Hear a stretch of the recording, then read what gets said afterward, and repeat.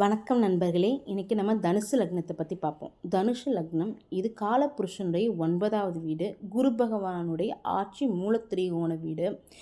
இது ஒரு ஆண் வீடு, உபயராசி. இது நெருப்பு தத்துவ லக்னம்னு சொல்கிறோம். நெருப்பு தத்துவம்னாலே தலைமை பொறுப்பை ஏற்க தகுதி உடைய லக்னம்னு சொல்லலாம். இவங்க வந்து இந்த தனுசு லக்னத்தை வந்து மந்திரியோட கம்பேர் பண்ணி பேசுவாங்க. மந்திரின்றவர் யார்? ராஜாவுக்கு, அரசருக்கு வந்து வழிகாட்டியாக இருக்கிறவர் தான், அதாவது ஆலோசனைகள் கூடுறவங்க.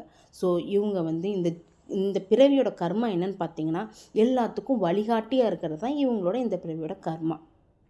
ஸோ இவங்க வந்து சுயநலமாக இருக்கவே முடியாது. அப்படி சுயநலமாக இருந்தால் இவங்களோட லக்னம் வந்து டீஆக்டிவேட் ஆகிடும்.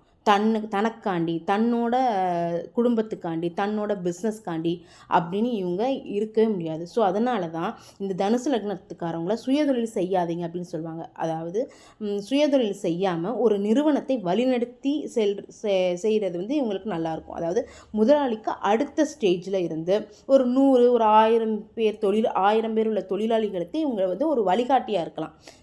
இந்த பிறவியில் தனுசு லக்னத்தில் ஏன் ஒருத்தர் பிறந்திருக்காங்கன்னு பார்த்தோம்னா, போன பிறவியில் நீங்கள் ஒரு ஜாலியான பையனா, எதுக்குமே கவலைப்படாத, எந்த ஒரு பொறுப்பையும் சுமக்காத, எல்லாத்தையும் விளையாட்டுத்தனமாக எடுத்துக்கிற, சீரியஸ்னஸ்னால் என்னென்னு தெரியாத, நண்பரோட நல்ல ஜாலியான பையனா, இளவரசர் மாதிரி வாழ்ந்துருப்பீங்க.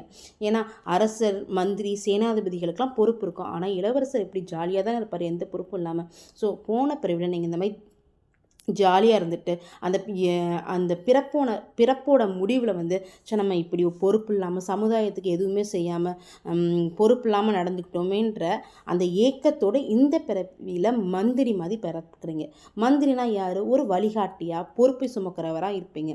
ஸோ இந்த பிறவியில் நீங்கள் வந்து ஒரு நிறுவனத்தை வழிநடத்தி செல்வது, ஒரு 100 1000 பேருக்கு வழிகாட்டியாக இருக்கிறது, இந்த மாதிரி இருக்கிறது தான் இந்த பிறவியோட உங்களோட கர்மா.